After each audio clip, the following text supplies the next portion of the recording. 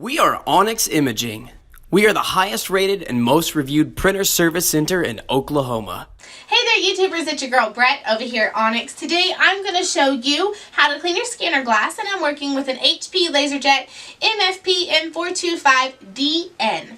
So first thing first, you want to open up this top hatch, grab your favorite glass cleaner and a lint-free cloth. And what you want to do is put the cleaner on the cloth. You never want to put it directly onto the glass.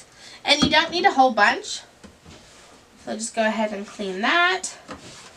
You might see pen or whiteout marks on the glass. If you do, then go ahead and just clean it another time if it doesn't come off the first time. If you're seeing defects when you're using this part right here, then you want to focus on this little strip of glass.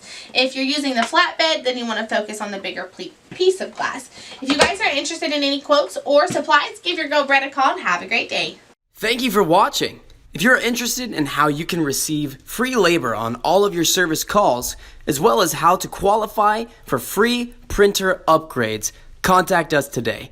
We are here for all of your printer and office supply needs.